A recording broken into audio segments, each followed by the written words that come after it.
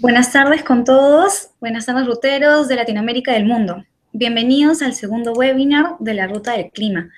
Para aquellos que no nos pudieron acompañar la semana pasada, nosotros presentamos el webinar titulado Una mirada de lo que dejó la semana de negociaciones climáticas en Bonn, Alemania, desde la perspectiva de Latinoamérica. Este webinar ya lo pueden encontrar en nuestra cuenta de YouTube y también podrán encontrarlo este fin de semana en nuestra página de web. Hoy día vamos a trabajar el tema de agricultura climáticamente inteligente, integrando la adaptación y mitigación del cambio climático en políticas de desarrollo agrícola en América Latina. Nuestra expositora del día de hoy se llama Laura Mesa, ella es ingeniero agrónomo y asesor senior de la Organización de las Naciones Unidas para la Agricultura y la Alimentación, FAO.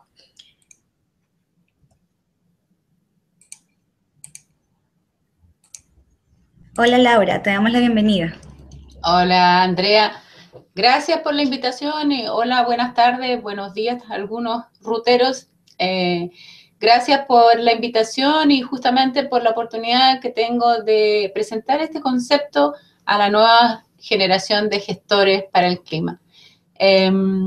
Y nada, vamos a iniciar la presentación. Yo les voy a contar cuál es el concepto de agricultura climáticamente inteligente y algunos de sus ejemplos para la región de Latinoamérica y el Caribe. ¿Me das la presentación, por favor? Sí, a ver, vamos a empezar con la presentación.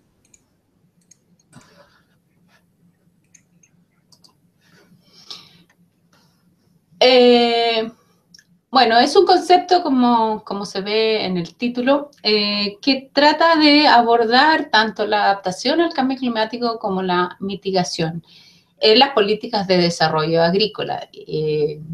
La siguiente, por favor. Entonces, esta presentación está definida en 4 secciones, una que tiene que definir un poco el tema de por qué la agricultura, cuál es el estatus de la agricultura, digo, en la agenda climática, en la agenda de las negociaciones del clima.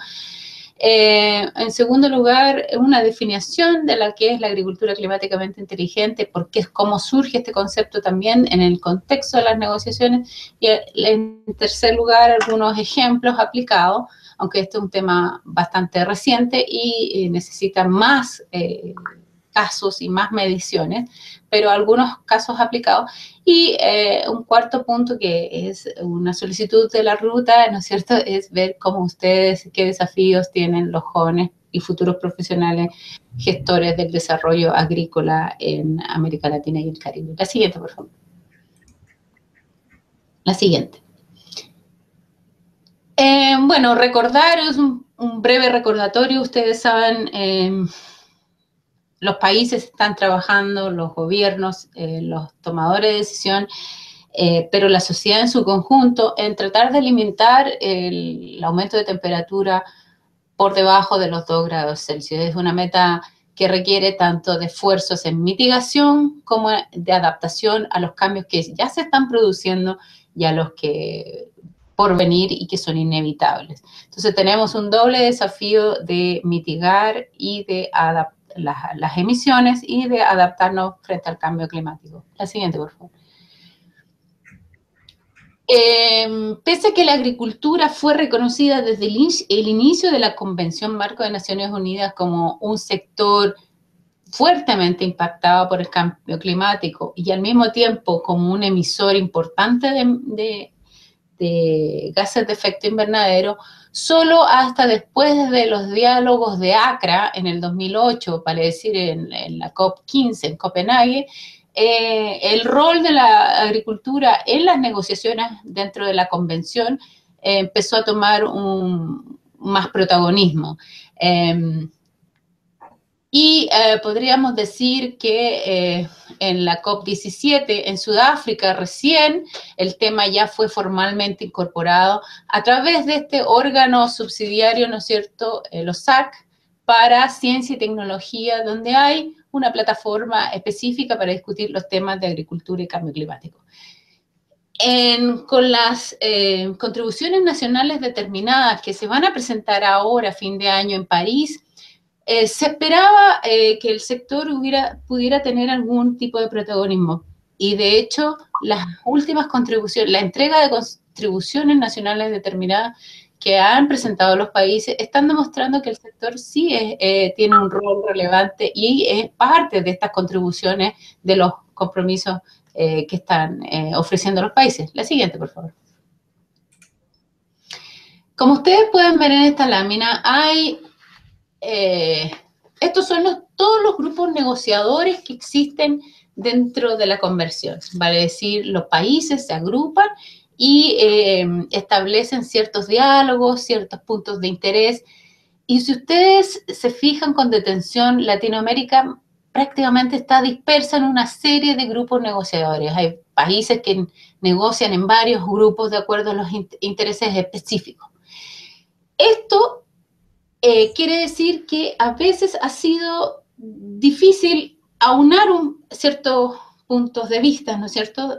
Algunos países enfatizan más la necesidad de la adaptación y digamos, ese es el punto central donde sí hay acuerdo por parte de todos los países latinoamericanos que la adaptación es prioritaria y la seguridad alimentaria también lo es para el enfrentamiento del cambio climático.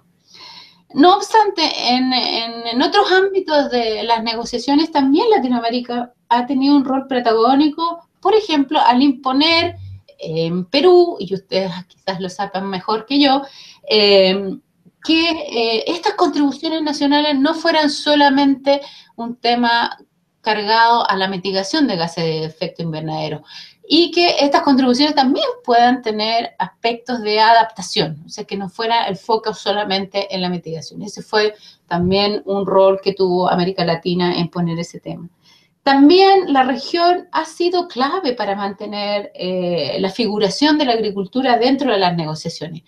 Uruguay, y sabemos que hay bastantes otros países en Latinoamérica que son donde la agricultura tiene un rol relevante como sector económico, han siempre puesto de manifiesto la relevancia de incorporar al sector en las negociaciones y en eso también han tenido un rol. La siguiente, por favor. Pero, ¿qué es la agricultura climáticamente inteligente y cómo surge? Yo les contaba que la agricultura o sea, el protagonismo de la agricultura ha sido bastante reciente. Si bien al principio se habló de bosque, el tema agrícola probablemente tal entró a la discusión a partir del 2009 en adelante. Y con ese afán, la FAO en el año 2010 sacó este término que trata de poner el centro ¿no es cierto?, en acciones conjuntas que permitan, ¿no es cierto?, transformar y reorientar el sistema agrícola para apoyar la seguridad alimentaria y en el contexto de cambio climático. Es decir, donde el foco no sea cambio climático por sí mismo, pero que también esté vinculado con seguridad alimentaria y que no todo sea mitigación, sino que también incorporemos la adaptación, la intensificación sostenible de la producción para mayor demanda de alimentos que vamos a tener en el futuro con una población proyectada a 9.000 millones de habitantes al 2050. Eso, en un contexto de cambio climático, nos obliga a mirar, ¿no es cierto?, qué va a pasar con esta seguridad alimentaria a futuro. Y por eso este término en el marco de las negociaciones. Entonces, la agricultura climáticamente inteligente no es una práctica, un sistema agrícola por sí mismo, tampoco es sitio específica,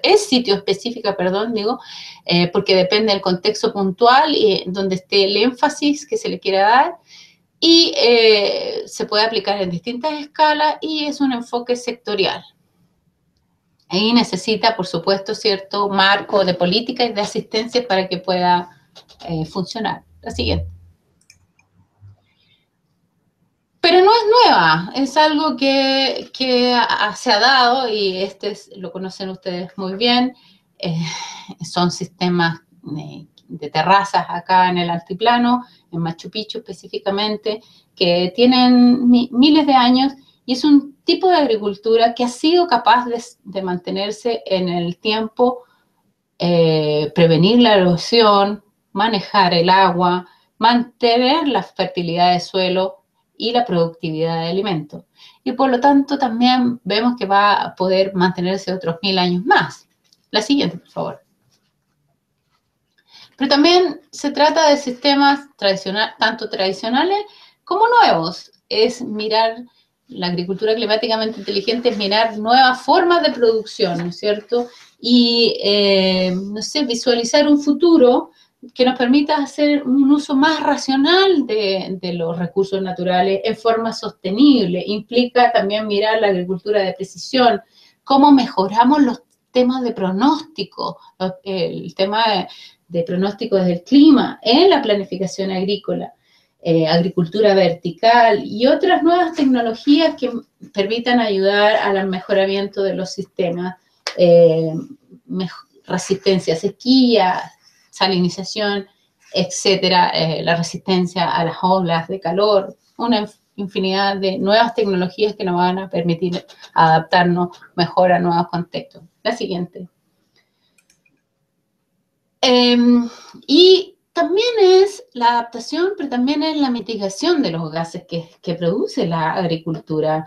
No nos olvidemos que la agricultura es responsable de cerca de un 12% de todas las emisiones a nivel global, pero en Latinoamérica la agricultura, solo la agricultura, sin considerar la forestería ni el cambio de uso de suelo, representa el 21% de las emisiones. Ese 21% de las emisiones, casi el 90% de las emisiones están asociadas, de ese 21%, digo, el 90% es producto de la ganadería. Y entonces es adaptarnos, pero también es mitigar en la medida de lo posible los gases de efecto invernadero. Y hay una serie de medidas para mejorar el manejo ganadero y reducir las emisiones producto de la fermentación entérica, producir más carne con menos emisiones. Se puede hacer, está la tecnología. ¿Me das la siguiente? En temas de secuestro de carbono, los bosques no solo juegan un rol de secuestro de carbono, juegan un rol también en la prevención de la erosión, en la retención, en el ciclo hidrológico en general, en reducción de riesgos vinculados a los extremos climáticos. Hay un efecto de climatología local que tienen los bosques y además tienen esta capacidad de secuestrar carbono. ¿Me das la siguiente? O sea, la agricultura climáticamente inteligente no es reinventar la rueda, pero asegurarse que la agricultura, las prácticas antiguas, tanto como las actuales, entonces tengan esta mirada de cambio climático, qué es lo que está pasando y que esas herramientas sean asequibles a los productores. Y cuando hablamos de productores, enfatizamos en los pequeños productores que tienen un rol tremendamente importante en la alimentación nuestra de cada día. Dependiendo del país, en Latinoamérica, de todos los alimentos que terminan en nuestra mesa, va un 30 a un 60% de ese alimento que consumimos fue producido por un pequeño productor. Y las últimas evaluaciones nos indican que el sector que está menos preparado, que tiene menos preparación para cambio climático, es justamente son estos pequeños productores. Por lo tanto, tenemos que trabajar con ellos, poniendo a disposición estas nuevas tecnologías, pronósticos en base a sus necesidades, etc. La siguiente. La agricultura climáticamente inteligente, entonces, recapitulando, tiene 3 grandes pilares. Uno, que es el incremento de la producción de alimentos e ingresos para las familias, y de las familias de agricultores familiares, con énfasis en los agricultores familiares, digo. Incremento en la resiliencia y la capacidad de adaptación en cambio climático, y una tercera porción, ¿no es cierto?, un tercer pilar que es en la medida de lo posible, y enfatizo el tema de la medida de lo posible, en la reducción y la remoción de los gases de efecto invernadero. Vean la siguiente. Aquí hay una definición de lo que podría ser la agricultura climáticamente inteligente, que es construir, ¿no es cierto?, estrategias de desarrollo, políticas, marcos de inversión que permitan esta transformación de la agricultura hacia apoyando la seguridad alimentaria, incorporando la adaptación y los co-beneficios de la mitigación al cambio climático. Y tiene como elementos claves que necesita contabilidad explícita, medición explícita para cambio climático. No se trata de decir esto es bueno porque sí, pero veamos cuánto es bueno. Entonces hay ahora actualmente un trabajo de centros de investigación para justamente recopilar experiencias donde haya medición.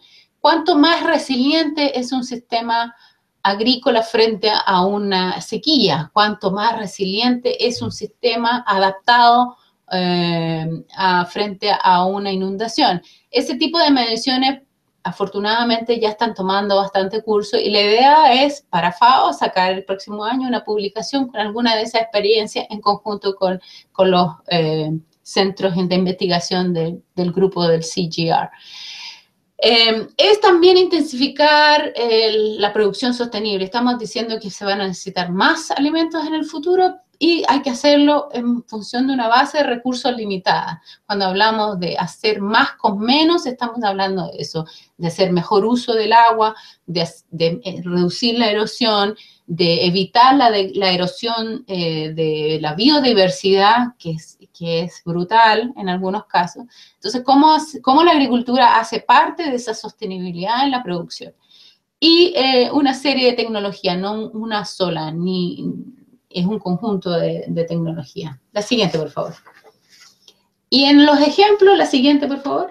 Hay muchos ejemplos, están...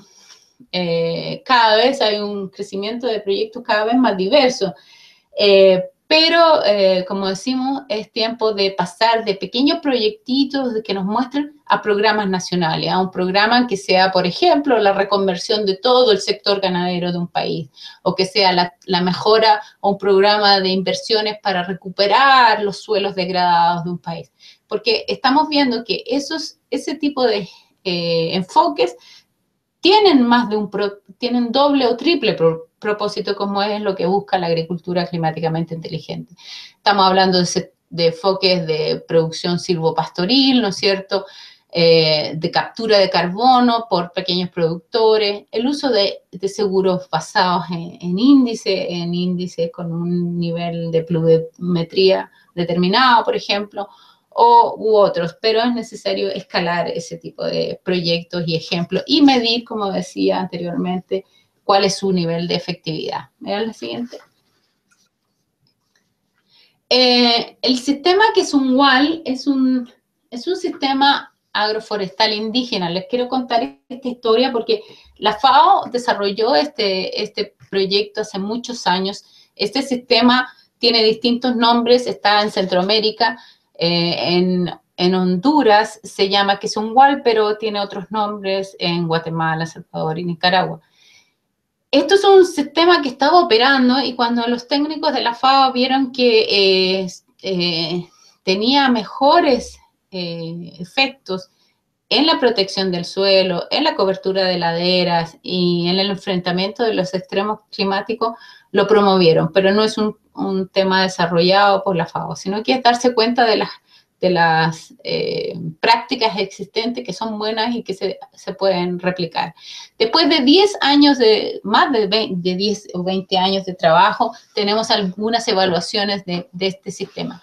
Y ustedes pueden ver que es un sistema que combina cultivos y árboles, normalmente en pendientes, en laderas, como se ve en la foto ahí de la lámina, y se basa en 4 principios, que es evitar la tala y quema, que era la alternativa por defecto que existía en esas zonas, con un manejo parcial y selectivo de la vegetación natural, por etapas, con cubiertas, con mulch, ¿no es cierto? Ustedes pueden ver ahí que está el productor trabajando y hay una cubierta de rastrojos en el suelo. Y con la incorporación de esta materia orgánica en el suelo, pero con una mínima perturbación del suelo a lo largo de la estación de cultivo. El uso eficiente de fertilizantes para minimizar su impacto también, y una ubicación adecuada de los mismos. ¿Me dan la siguiente? Estos resultados son específicos para Honduras. Después de la foto que ustedes ven ahí del cerro es el sistema al inicio del proyecto. Como ustedes se pueden dar cuenta, son suelos prácticamente se habían perdido completamente en las laderas, en las pendientes de más de un 30%, estamos hablando de suelos donde nadie se le ocurriría sembrar, pero es la condición donde en Centroamérica se producen alimentos. Al transformar el sistema a un sistema con cobertura vegetal, se ha logrado un cambio sustantivo en la protección de las laderas y también, consecuentemente, en recuperación del suelo, en un aumento de los rendimientos de casi un 54% en maíz, en frijol un 66%, también aumentos de rendimiento en sorgo y café. Esto ha conllevado un menor uso de mano de obra de la familia en el cultivo y especialmente en las mujeres ha tenido un impacto importante y las libera del tiempo dedicado a la milpa para desarrollar otras tareas, ¿no? Eso ha sido un alivio para las mujeres agricultoras de esa región. También en temas de sostenibilidad ambiental, que es lo que estamos buscando, ¿no es cierto? Se tiene mayor retención de humedad en el suelo, que varía de un 8 a un 29%. Eso confiere mayor resistencia a las sequías. También se ha reducido la erosión en casi un 93%. Y los deslizamientos, cuando llueve mucho, se producen avalanchas, ¿no es cierto? Y movimiento de tierra, eso también ha sido mermado. Tenemos también una mitigación de gases de efecto invernadero, por supuesto. Si estamos comparando un sistema que mantiene una cobertura vegetal, y comparado con uno que quemaba esa cobertura vegetal, obviamente tenemos un impacto como sumidero en este caso de metano particularmente, pero hay ciertas emisiones.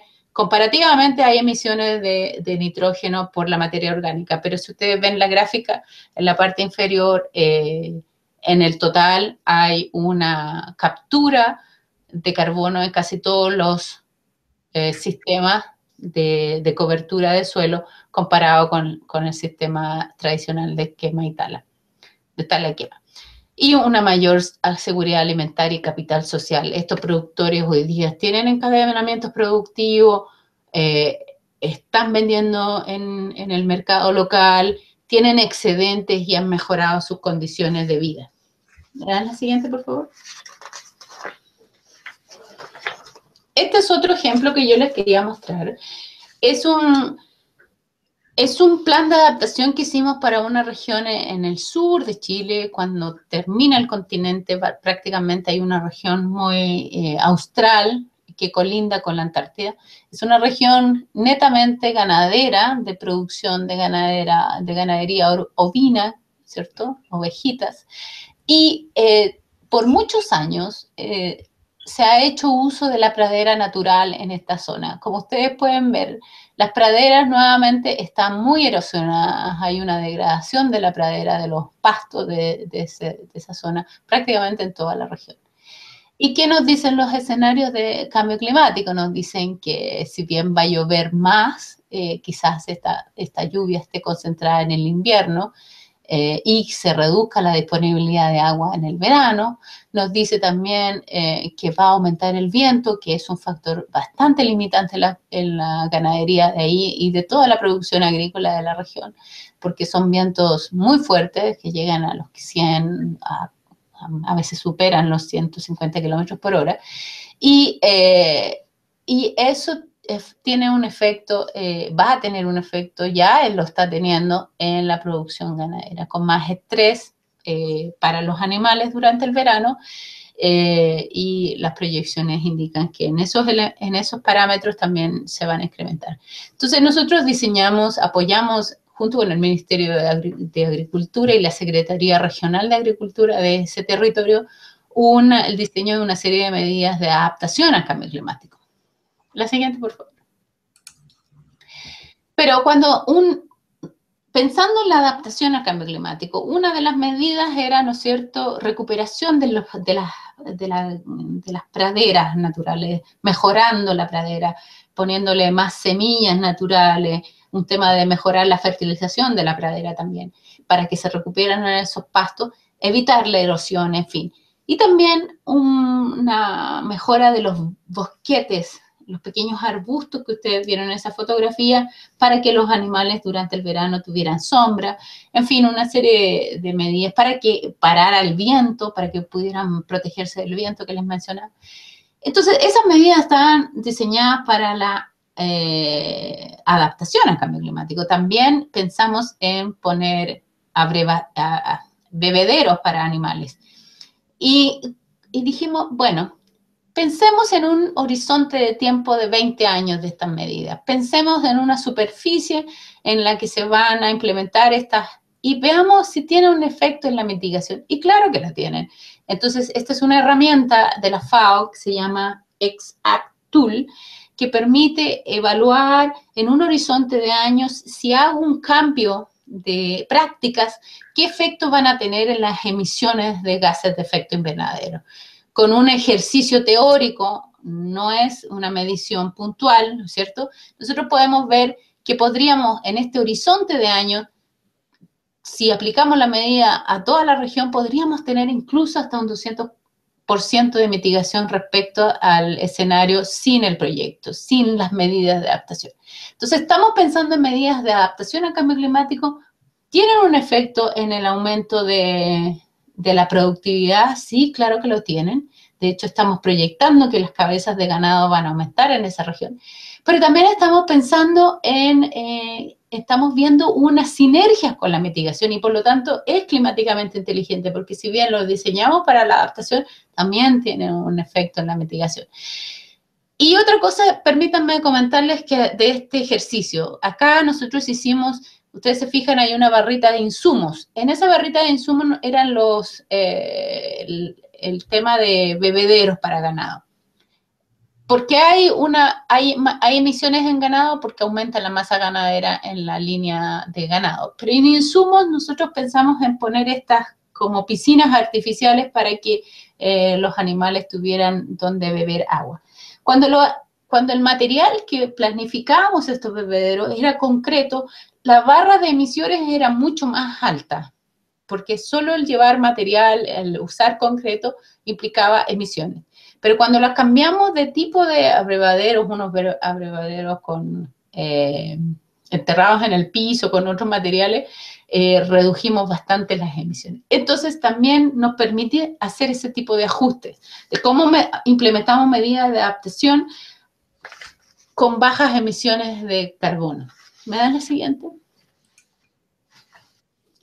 Bueno, resumiendo, la agricultura climáticamente inteligente es ha sido un área designada de trabajo importante para nuestra organización y hoy día tenemos 47 proyectos activos en 53 países con un presupuesto global de 206 millones de dólares. En septiembre del 2014 hubo una cumbre del clima y se lanzó la Alianza Global para la Agricultura Climáticamente Inteligente. En América Latina también se ha estado trabajando y hay un grupo de países que está promoviendo esta alianza. Yo suelo referirme a que este tema igual genera controversia. Ustedes van a encontrar papers que dicen que la agricultura climáticamente inteligente es más cara, una segunda revolución verde, porque esta cumbre del clima convoca, y estas alianzas para la agricultura climáticamente inteligente convocan a sectores que van más allá de los gobiernos, también a empresas, sociedad civil, ONGs, y algunos lo ven como que es una forma como les digo, de enmascarar una segunda revolución verde. También, y la influencia, ¿no es cierto?, de estas corporaciones en la agenda. Incluso también hasta el término, la traducción del término en español puede ser criticada. Más allá de eso, creo que como enfoque, teniendo claro cuál es el enfoque y las prioridades que se les da por parte de los países, puede ser una buena herramienta. Y la FAO ha enfatizado bastante que esto no es una imposición ni para los países pequeños, ni para los pequeños productores a conducir acciones de mitigación. Muy por el contrario. Pero mucha de la adaptación, que es nuestra primera prioridad, mucha de la prioridad número uno es la seguridad alimentaria y cómo adaptamos los sistemas de producción para asegurar esa seguridad alimentaria futura. Pero muchas de esas medidas que están orientadas a ese primer objetivo también tienen efectos en la mitigación. Y el tener herramientas para poder visualizar cuándo hay mayor sinergia y cómo podemos, es también importante dentro de este debate. ¿Me dan la siguiente, por favor? Les quería comentar que ahora, camino a París, entonces está la entrega de estas contribuciones nacionales determinadas. Y como ustedes pueden ver, yo seleccioné solo los 3 ejemplos de Colombia y Uruguay y México para mostrarles los tipos de compromisos que adquirieron los países. Y que ustedes vean que muchos de ellos son climáticamente inteligentes, que abordan tanto la mitigación como la adaptación. En Colombia, los sistemas agropastoriles intensivos, también una estabilización del número de cabezas de ganado, la rehabilitación de pasturas, las plantaciones forestales, la restauración y el pago por servicios ambientales. En Uruguay, por ejemplo, también la mejora de la productividad ganadera y de producir más con menos insumos, ¿no es cierto? El manejo del estiércol, el uso eficiente de fertilizantes, las plantaciones forestales, el secuestro en pastizales naturales y la mejora de las tierras agrícolas degradadas. En México también tenemos el uso de biodigestores, la sustitución de fertilizantes sintéticos por biofertilizantes, la disminución de la quema de residuos, la agricultura de conservación, etc. Quiero decir, todas estas medidas que están siendo planteadas por los países están en esta dirección, tanto de abordar la mitigación como la adaptación al cambio climático. ¿Me das la siguiente? ¿Y qué desafíos les plantea a ustedes como la generación que viene del futuro? Bueno, les plantea un primera desafío al cual estamos todavía también enfrentados nosotros, ¿no es cierto?, los que estamos trabajando, a tener enfoques globales, a tener una visión integrada, además de una dimensión en la producción agrícola, en la sostenibilidad, en el futuro, una mayor demanda de alimentos, en fin, en tener todos estos ámbitos en perspectiva y poder conjugarlos. Aquí, esta lámina, solo quiero señalar que hay más de un enfoque, que la agricultura climáticamente no es la única, es una más, puede ser interpretada como una etiqueta y mañana puede haber otra etiqueta. El concepto que está detrás es lo importante. ¿Qué queremos lograr? Lo que queremos lograr es varios objetivos con un esfuerzo. Y ese es parte del desafío, es cómo podemos tener miradas integradas del paisaje, de la sostenibilidad, pensando en la pobreza, porque tenemos que trabajar en esos aspectos. No es una sostenibilidad solamente ambiental, estamos hablando de la sostenibilidad social que tienen todas las